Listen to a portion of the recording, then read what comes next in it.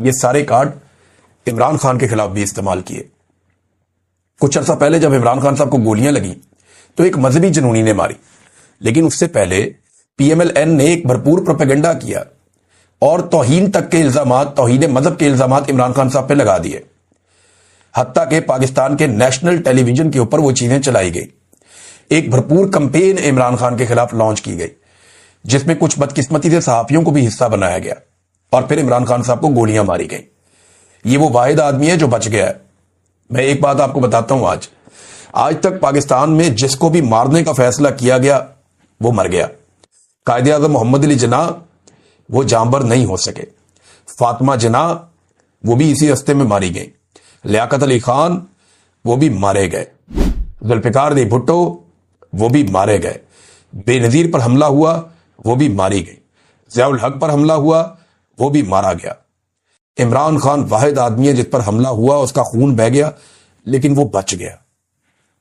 यहां मामला आकर फंस गया। अब इमरान खान को अल्लाह रब्बुल इज्जत ने बचा लिया, वरना इससे पहले जिसको भी कत्ल करने का फैसला हुआ इस मुल्क में वो शख्स कत्ल हो गया। इमरान खान साहब बच गया तो अल्लाह ताला की मर्जी, अब कुछ और है।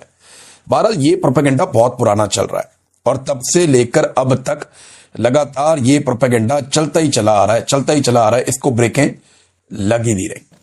अच्छा, इमरान खान साहब का एक स्टेटमेंट है, उससे पहले मैं आपको वो बता दूं, ये रिपोर्ट हुआ पूरे पाकिस्तान में। उन्होंने कहा, एक जुमले का है, लेकिन इससे आपको आइडिया हो जाएगा कि मामला कहां जाके फंस गया, कहां पे रुका हुआ है।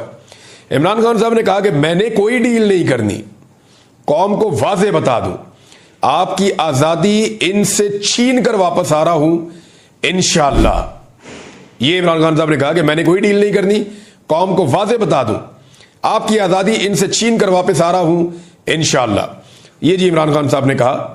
अब आइए कि अडियाला से ऑक्सफोर्ड तक, ये मोहम्मद हनीफ साहब का कॉलम है। वो लिखते हैं कि जिंदगी में अंग्रेजी की जो पहली ज़ख़ीम किताब पढ़ी थी उसका नाम था द ग्रेट एस्केप। इसमें इन कैदियों की कहानियां थी जो दुनिया की महफूज तरीन जेलों से फरार होने में कामयाब हुए। कोई जेल के गार्ड का बेस बदल कर भागा, किसी ने अपने आप को धोबी की वैन में छुपाया, एक ज़हीन कैदी बिस्तर की चादर से हैंग ग्लाइडर बनकर, वो ऐसे छलांग मार देना ऊपर से कपड़ा बांध के, जेल की फसील के ऊपर से प्रवास कर गया। लेकिन ज्यादातर कहानियों में कैदी साल हा साल तक खामोशी से एक सुरंग खोदते थे, अक्सर पकड़े जाते थे, लेकिन कुछ खुशकिस्मत अपनी आज़ादी पा लेते थे। जो पकड़े जाते थे वो जेल वापस आते ही एक और सुरंग खोदने की तैयारी शुरू कर देते थे। कहानियों का सबक यही था कि अगर कैदी का जज्बा सच्चा हो तो दुनिया की कोई जेल उसे फरार होने से नहीं रोक सकती।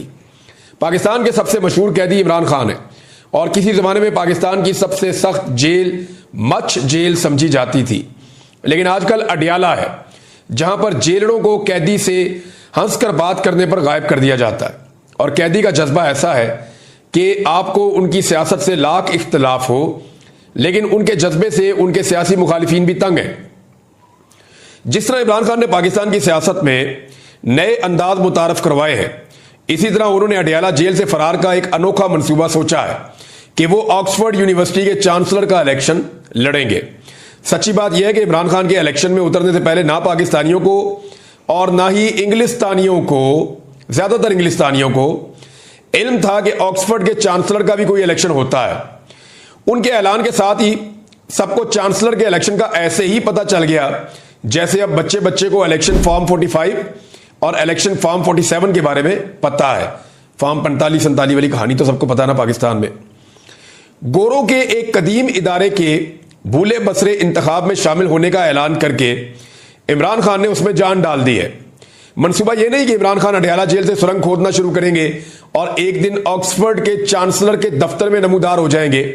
वो रहेंगे जेल में ही, और जैसा कि उनके जानसार समझते हैं, जेल में रहते हुए मजबूत से मजबूत तर, मकबूल से मकबूल तर होते जाएंगे। लेकिन चांसलर का इलेक्शन लड़ने से उनका नाम मगरबी दारुल हुकूमतों में एक बार फिर गूंजेगा। सबको याद आएगा कि वो एक शोराए आफाक क्रिकेटर थे। उनके मद्दाहों को लंदन की पार्टियां, शाही खानदान के साथ मुलाकातें और साबका शरीके हयात जमैमा खान के साथ तस्वीरें दोबारा शेयर करने का मौका मिलेगा। उनके कैंसर अस्पताल का जिक्र आएगा। ये बात भी याद आएगी कि वो पाकिस्तान के साबिक वज़ीर आज़म भी हैं और उन पर मज़ायका खेज किस्म के मुकदमात चलाए जा रहे हैं।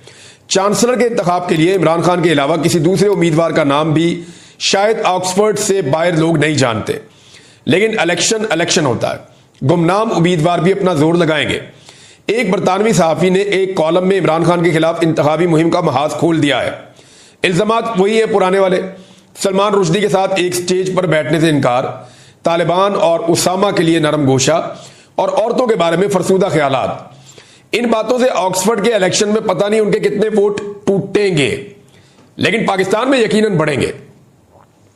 अगर वो ये इलेक्शन जीत जाते हैं तो कैदी नंबर 804 को गोरों ने भी अपना लीडर मान लिया, और हार गए तो गोरों की अजली इस्लाम दुश्मनी।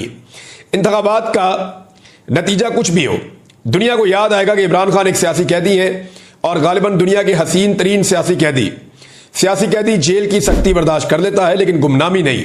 तो इमरान खान एक बार फिर मगरबी मीडिया की शाह सुर्खियों में होंगे। जो भी सियासतदान पाकिस्तान की किसी जेल से फरार चाहता है, उसकी सुरंग का रास्ता GHQ से होकर गुजरता है। इमरान खान अपना रास्ता खुद बनाने पर मुसर है, बजिद है। शायद वो पहले फरार होने वाले कैदियों का अंजाम देख चुके हैं। सियासतदानों में जेल से फरार होने का सबसे ज्यादा तजर्बा नवाज शरीफ रखते हैं। अटक किला से फरार हो चुके हैं, कोट लखपत से भी, लेकिन इतनी मर्तबा फरार होने के बाद वो अपने घर जाती उम्रा में भी अपने आप को कैदी समझते होंगे। अब फरार होंगे तो कहां जाएंगे? दूसरी तरफ इमरान खान अपनी सुरंग खोद रहे हैं और कोई जेलर रोक भी नहीं सकता। लेकिन देखें ना, जब इमरान खान साहब की आसिम मुनीर साहब से लड़ाई हो रही है और वो बार बार ये कह रहे हैं कि मुझे और मेरी बीवी को आसिम मुनीर ही मार रहा है, हमारी पार्टी को आसिम मुनीर ने ही मारा है, आसिम मुनीर ने ही हमारे साथ ज्यादती की है, तो फिर आसिम मुनीर के साथ जब आप अटेंड करेंगे कोई भी इवेंट्स या उनके साथ सोशलाइज होंगे, तो इमरान खान साहब के कॉज को फिर नुकसान होगा। या तो इमरान खान साहब ने डील करनी हो ना, तो आप रास्ता बनाए, मुलाकातें करके बातचीत करें कि सर आए, आप बैठे कोई रास्ता निकालें, सर छोड़ दें इमरान को, तरला मिन्नत आपने करना हो। आपको याद है जब नून लीग का बुरा वक्त चल रहा था, तो जनरल बाजवा ने इसी किस्म की एक मीटिंग के अंदर जब बुलाया, तो ख्वाजा आसिफ पानी की बोतल लेकर वहां खड़े हो गए जनरल बाजवा के रास्ते में, और PMLN के लोगों ने जनरल बाजवा को घेर लिया था और मिन्नतें तरले कर करके जनरल बाजवा का दिल नरम करने की कोशिश करते रहे।